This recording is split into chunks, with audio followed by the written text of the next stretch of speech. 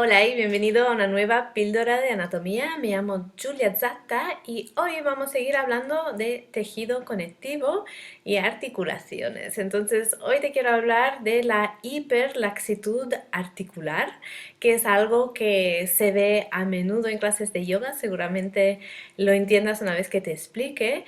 Y es interesante porque es otra situación que afecta a nuestras articulaciones, que afecta al tejido conectivo y nada, quiero que aprendas un poco de anatomía conmigo y este mes estamos enfocados en tejido conectivo en yoga. Entonces, ¿qué es la hiperlaxitud articular?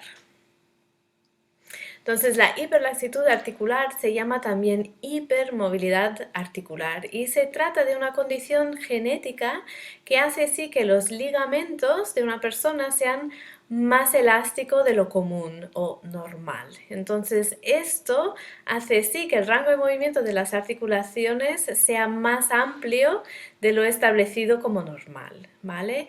Y entonces esto se observa en la práctica de yoga en ciertas posturas, sobre todo posturas que requieren que los codos estén extendidos y las rodillas también. Te explico.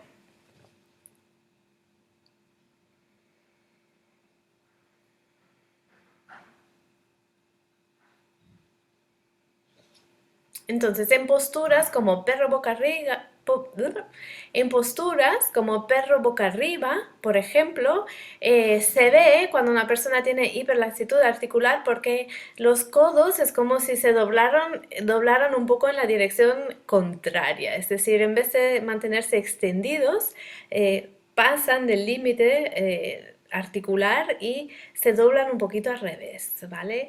En las rodillas pasa lo mismo y esto se observa mejor en las posturas de pie en las que extendemos la rodilla, ¿vale? Entonces, repito, es una condición que afecta el tejido conectivo, los ligamentos que sostienen las articulaciones.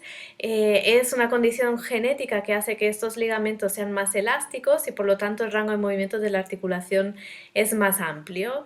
Y entonces, ¿qué ocurre? En yoga tenemos que vigilar cuando observamos que nuestro alumno tiene hiperlaxitud articular para poderle enseñar mejor cómo proteger sus articulaciones mediante el fortalecimiento de su musculatura.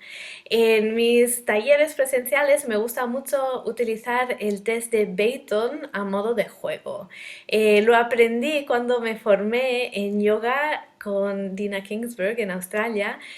Nuestra profesora de anatomía en la época fue Mónica Gauchi, que es Ashtangi desde hace muchos años, es quiropráctica y sabe un montón sobre el cuerpo humano. Entonces ella es la que me habló por primera vez del síndrome de hiperlaxitud articular. Esto ya es una situación un poco más compleja, pero nos habló de eso porque ella lo padece, por lo tanto es súper flexible, súper elástica, pero muy dada a las lesiones, justamente porque en la práctica del yoga, en posturas muy extremas, forzamos el rango de movimiento articular, llegamos a su máximo, que es un lugar donde las articulaciones son más vulnerables, y si encima eres muy flexible de forma articularmente, digamos, pues te puedes hacer daño y ella nos habló de su propia experiencia de esto y es algo que me quedó impactado y aparte utilizamos el test de Baton a modo de juego. Entonces el test de Baton, si lo buscas online,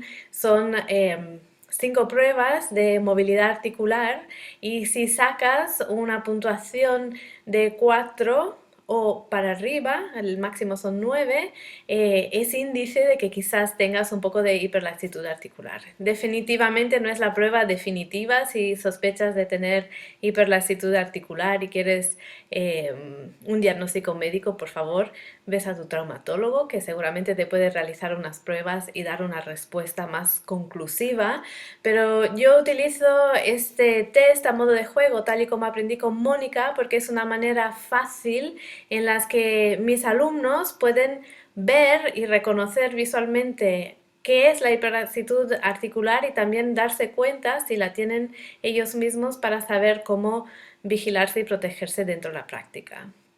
Entonces, ¿qué ocurre? Que normalmente personas que tienden a tener hiperlaxitud articular tienen también el hábito de descansar en sus propias articulaciones. Por ejemplo, en perro boca arriba, la tendencia sería de bloquear los codos, es decir, llevarlos a la extensión máxima y descansar sobre los codos, descansar también en los hombros en vez de utilizar la musculatura para sostenerse bien en la postura.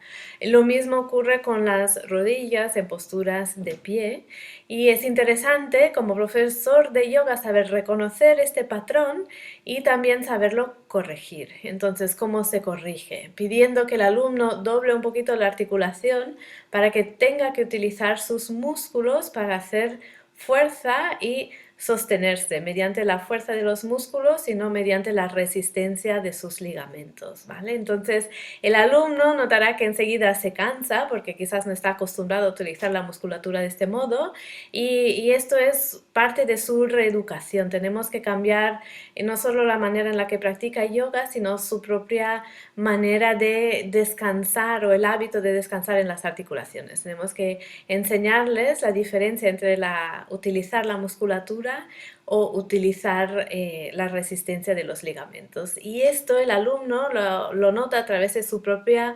propiocepción, a través de su sensación física a la hora de activar la musculatura y a la hora de descansar en los ligamentos. Es una sensación muy distinta. Normalmente cuando uno descansa en los ligamentos porque está hiperextendiendo sus articulaciones, nota tirantez en los tendones musculares, es decir, la inserción del músculo cerca de la articulación, en la parte tendinosa del músculo, que es la que empieza a sobreesforzarse. Mientras que cuando doblamos un poquito la articulación y activamos toda la musculatura, es decir, la parte carnosa del músculo, no solo el tendón, pues ahí el alumno nota cómo los músculos se cansan. No tiene esta sensación de tirantez que tenía antes, sino más de esfuerzo físico y de cansancio, porque no está acostumbrado a usar sus músculos.